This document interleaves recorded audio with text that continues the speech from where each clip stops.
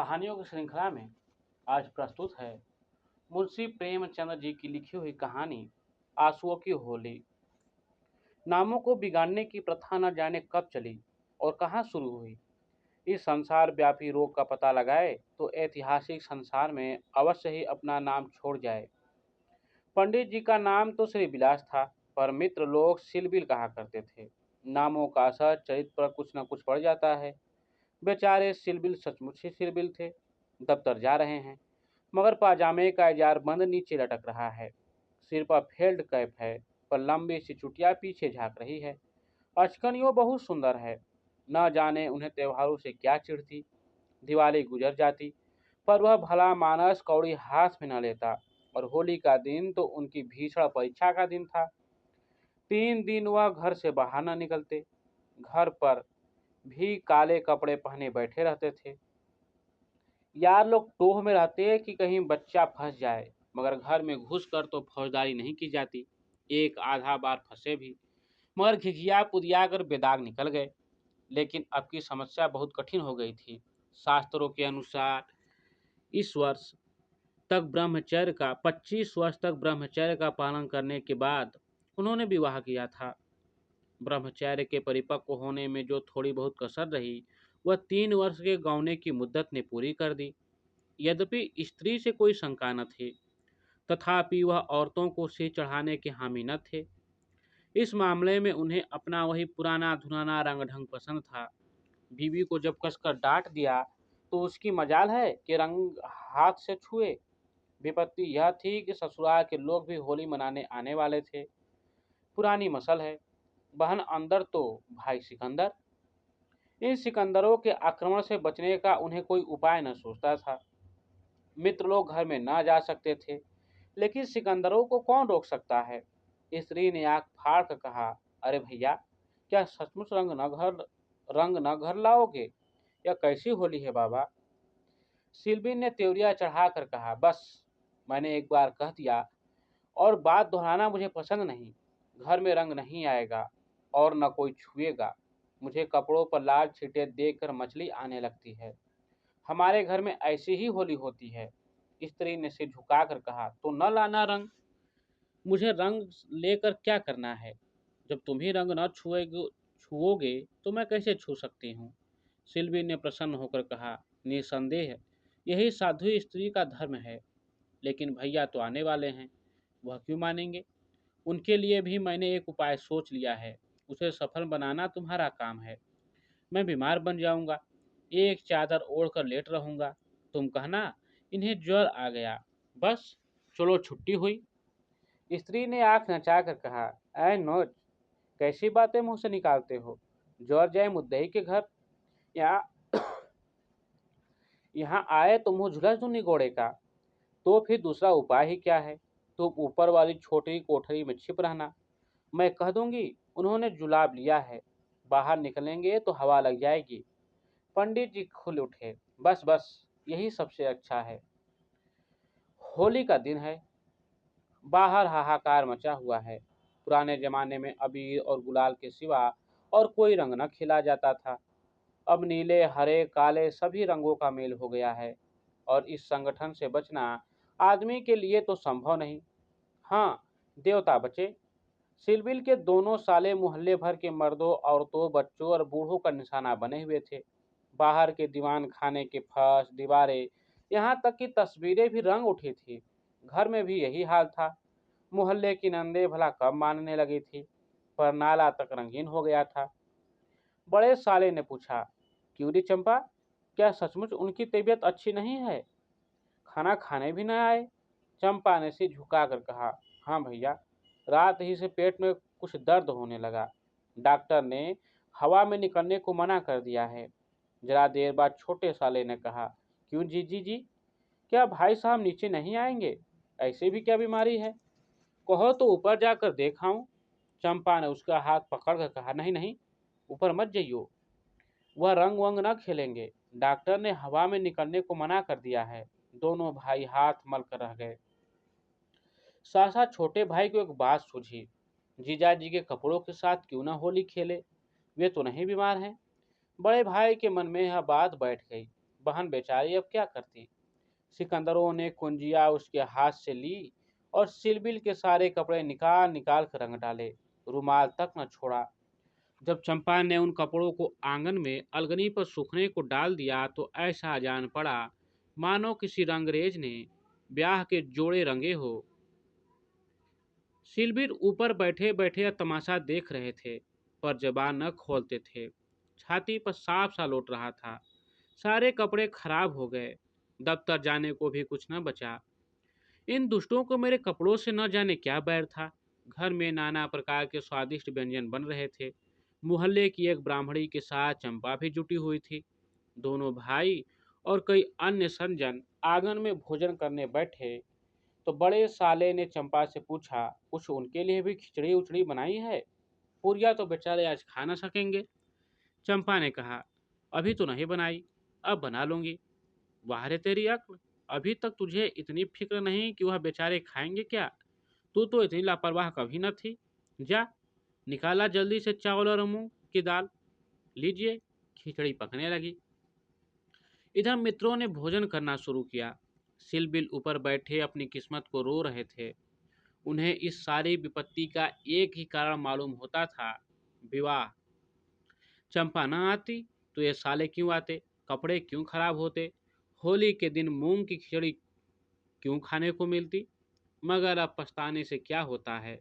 जितनी देर में लोगों ने भोजन किया उतनी देर में खिचड़ी तैयार हो गई।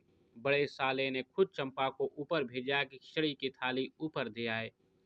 सिलबिल ने थानी की ओर कुपीत नेत्रों से देखकर कहा, इसे मेरे सामने से हटा ले जा। क्या आज उपवास ही करोगे? तुम्हारी यही इच्छा है तो यही सही। मैंने क्या किया, सवेरे से जुटी हुई हूँ। भैया ने खुद खिचड़ी डलवाई और मुझे यहाँ भेजा। हाँ, वह तो मैं देख रहा हूँ कि घर का स्वामी नहीं, मैं घर का स्वामी नहीं। सिकंदरों ने उस पर कब्जा जमा लिया है। मगर मैं यह नहीं मान सकता कि तुम चाहती तो और लोगों के पहले ही मेरे पास थाली न पहुंच जाती। मैं इसे पतिव्रत धर्म के विरुद्ध समझता हूँ। और क्या कहूँ। तुम तो देख रहे थे कि दोनों जने मेरे सिर पर सवार थे। अच्छी दिल लगी है कि और लोग तो समोसे और खस्ते उड़ाएं और मुझे मूंग की खिचड़ी दी जाए। वाह रे रसी, तुम इसे दो चार कौर खा लो। मुझे ज्यों ही अवसर मिलेगा दूसरी थाली लाऊंगी। सारे कपड़े रंगवा डाले। दफ्तर कैसे जाऊंगा? यह दिल लगी मुझे जरा भी नहीं भाती। मैं इसे बदमाशी कहता हूँ। तुमने संदूक की कुंजी क्यों दे दी? क्या मैं इतना पूछ सकता हूँ? जबरदस्ती छीन ली। तुमने सुना नहीं? करती क्या? अच्छा, जो हुआ सो हुआ। यह थाली ले जाओ। धर्म समझना तो दूसरी थाली लाना, नहीं तो आज व्रत ही सही।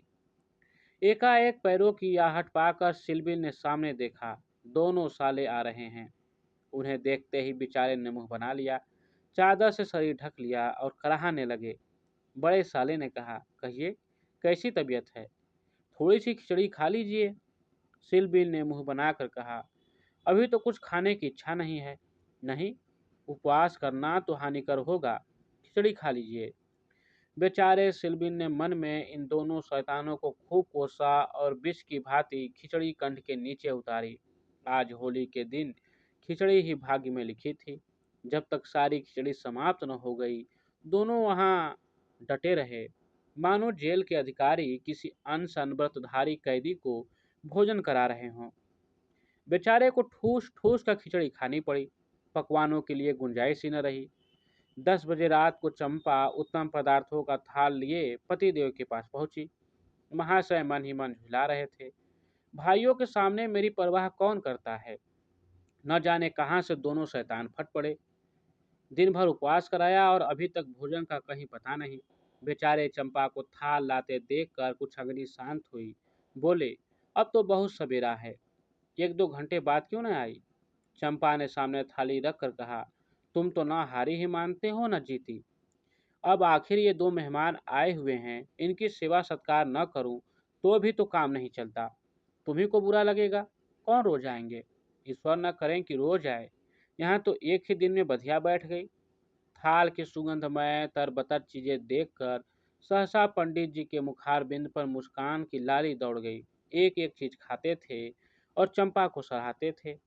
सच कहता हूँ चंपा, मैंने ऐसी चीज़ें कभी नहीं खाई थी। हलवाई साला क्या बनाएगा? जी चाहता है कुछ इनाम दूँ। तुम मुझे बना रहे हो। क्या करूँ? जैसा बनाना आता है बना लाई। नहीं जी, सच कह रहा हूँ। मेरी तो आत्मा तक तृप्त हो गई। आज मुझे ज्ञात हुआ कि भोजन का संबंध उदर से इतना नहीं जितना आत्मा से है। बतलाओ, क्या इनाम दूँ? जो मांगू वह दोगे? दूंगा। जनेऊ की कसम खा कर कह सकता हूँ। न दो तो मेरी बात जाए। कहता हूँ भाई, अब कैसे कहूँ? क्या लिखा पढ़ी कर दूँ? अच्छा तो मांगती हूँ, मुझे अपने साथ होली खेलने दो। पंडित जी का रंग उड़ गया। आंखें फाड़ कर बोले, होली खेलने दूं? मैं तो होली खेलता नहीं, कभी नहीं खेला। होली खेलना होता तो घर में छिप कर क्यों बैठता? और के साथ मत खेलो, लेकिन मेरे साथ तो खेलना ही पड़ेगा। यह मेरे नियम के विरुद्ध है। जिस चीज को अपने समय में अपने घर में उचित समझूं, उसे किसी अन्याय से घर के बाहर अनुचित समझूं। सोचो। चंपा ने सिर नीचा करके कहा, घर में ऐसी कितनी बातें उचित समझते हो जो घर के बाहर करना अनुचित ही नहीं पाप भी है। पंडित जी झेपते हुए बोले, अच्छा भाई, तुम जीती, मैं हारा। अब मैं तुमसे यदि दान मांगता हूँ तो पहले मेरा पुरस्कार दे दो, पीछे मुझसे दान मांगना। यह कहते हुए चंपा ने लोटे का रंग उठा लिया और पंडित जी को सिर से पांव तक नहला दिया। जब तक वह उठकर भागे, उसने मुट्ठी भर गुलाल लेकर सारे मुंह में पोत दिया।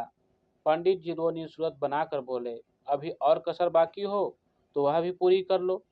मैं जानता था कि तुम मेरी आस्तीन का सांप बनोगी। अब अब और कुछ रंग बाकी नहीं रहा। चंपा ने पति के मुख की ओर देखा तो उस पर मनोवेदना का गहरा रंग झलक रहा था। पछता कर बोली, क्या तुम सचमुच बुरा मान गए हो? मैं तो समझती थी कि तुम केवल मुझे चिढ़ा रहे हो। श्री विलास ने कांपते हुए स्वर में कहा, नहीं चंपा, मुझे बुरा नहीं लगा। हाँ, तुमने मुझे उस कर्तव्य की याद दिला दी जो मैं अपनी कायरता के कारण भुला बैठा था। वह सामने जो चित्र देख रही हो, वह मेरे परम मित्र मनहर नाथ का है, जो अब संसार में नहीं है। तुमसे क्या कहूँ, कितना सरस, कितना भावुक, कितना साहसी आदमी था। देश की दशा देख देख कर उसका खून जलता रहता था।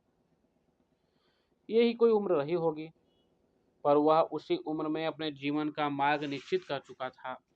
सेवा करने का अवसर पाकर वह इस तरह उसे पकड़ता था मानो संपत्ति हो। जन्म का विरागी था।